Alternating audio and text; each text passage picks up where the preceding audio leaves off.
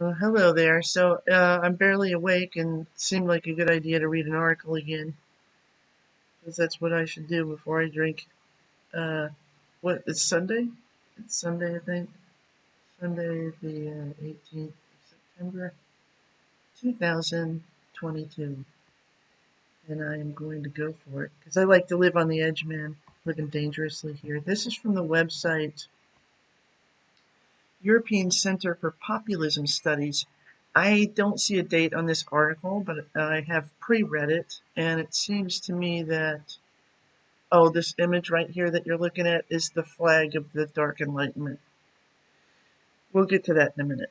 I would suggest that this article is probably sometime in the year 2016 to 2017 because it mentions, quote, sloppy Steve Bannon, unquote.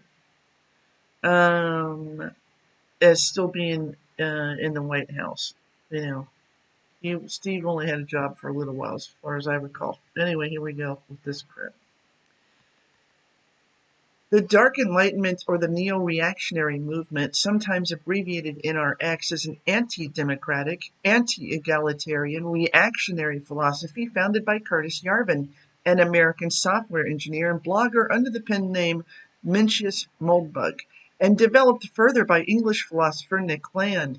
The ideology generally rejects Whig historiography, the concept that history shows an inevitable progression towards greater liberty and enlightenment culminated in liberal democracy and constitutional monarchism, and other archaic forms of leadership such as cameralism. In 2007 and 2008, Yarvin articulated what would develop into Dark Enlightenment thinking. Yarvin's theories were elaborated and expanded by Land, who first coined the term Dark Enlightenment in his essay of the same name. Jessica Klein, who defines Dark Enlightenment as a disturbing philosophy in an article, states that it's what would happen if more members of the alt-right read Nietzsche and H.P. Lovecraft instead of Donald Trump's tweets. She reminded that, quote, at its core, the Dark Enlightenment is a neo-reactionary philosophy started by Nick Land, a continental philosophy professor at the University of Warwick until the late 1990s. There, he co-founded the Cybernetic Culture Research Unit with a colleague, Sadie Plant, whose writing went on to influence cyberfeminism, unquote. In 2012, Land's online manifesto, God dang it, condemns democracy and cites libertarians like Peter Thiel, quoting his belief that freedom and democracy are not, quote, compatible, unquote. It has 10 parts, compares immigrants to zombies before you can scroll even a quarter of the way through, and quotes major political and cultural figures ranging from Alexander Hamilton to Winston Churchill, noting Hobbes, Marx, the Terminator, and, importantly, mentions Moldbug. Klein writes that Moldbug has endorsed slavery, noting that some races are, quote, better suited, unquote, for it than others. He also believes that feudalism is superior to democracy. In his modern feudalism, kingdoms would instead look like corporations with CEOs as sovereigns. You know what else that sounds like? As an aside here, ladies and gentlemen, sounds a lot like statism, which is a feature of fascist ideology. Anyway, without those pesky chains of democracy holding him back, the CEO can make decisions that would be necessarily beneficial because they'd be financially profitable. Oligarch. The CEO would have a very high IQ, or would perhaps be a cyborg, exemplifying the crossroads where eugenics and the singularity merge in a horrific sci-fi dystopia. Kind of like the 1997 movie Gattaca, except that some people actually want it to happen, pardon me. The Dark Enlightenment has been described by journalists and commentators as alt-right and neo-fascist.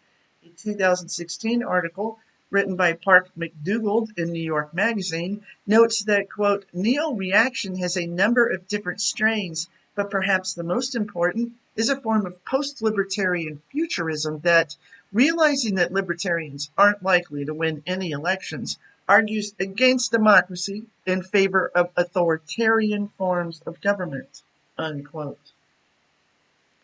Some consider the Dark Enlightenment part of the alt-right, aka fascists, its theoretical branch. The Dark Enlightenment has been labeled neo-fascist. Now, I'm going to quibble with the writer here and anybody else who uses this term neo-fascist. Neo just means new.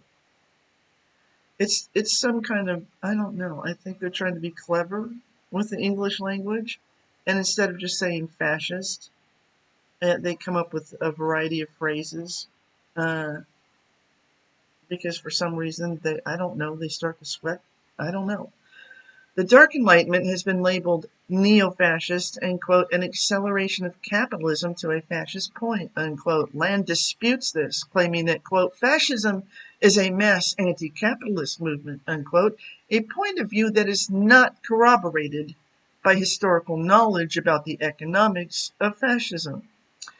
Journalist and pundit James Kirchick says in an article that, quote, although neo-reactionary thinkers disdain the masses and claim to despise populism and people more generally, what ties them to the rest of the alt-right is their unapologetically racist element, their shared misanthropy, and their resentment of mismanagement by the ruling elites, unquote.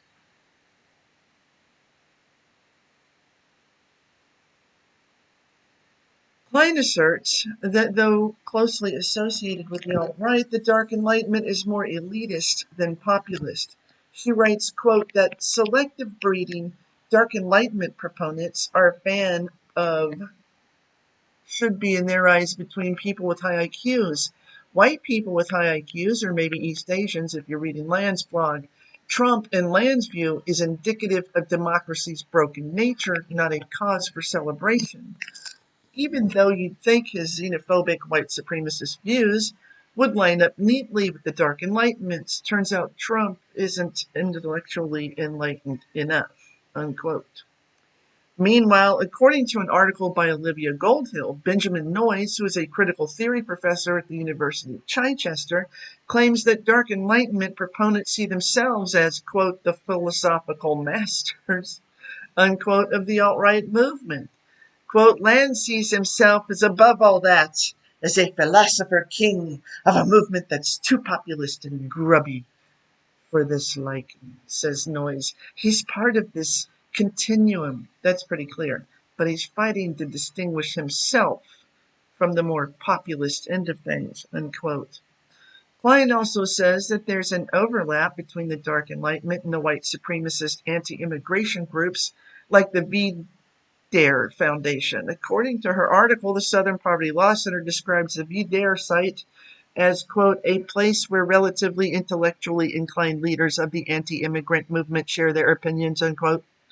One of its biggest contributors is Peter Brimlow.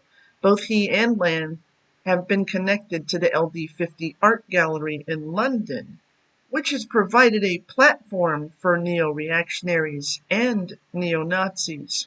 The shutdown LD50 Tumblr specifically points to Land promoting, quote, racism in its eugenic, ethno-nationalist, and cultural varieties, unquote.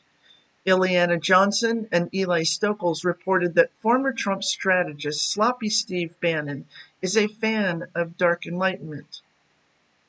So said Gorka and Jeff Sessions. Anyway, they wrote that Moldbug has reportedly opened up a line to the White House, communicating with Bannon and his aides through an intermediary. Through an intermediary. But, sadly, alas, I don't believe the writer tells us who the intermediary is. They just leave you on the hook, man. You know how they do. This had to have been back in. This when Bannon was still in the White House, so it had to have been back in 2016 to 2017 would be my guess. This is probably just dumped research of a kind. Anyway, so that's that. I've read that, and I haven't even had my first cup of coffee. And damn, why did I do this? I don't know. It's Sunday, and I had the time to do it, so I did it. Anyway, there it is. The Dark Enlightenment, Mencius Moldbug, Nick Land, the whole rotten mess. See you later.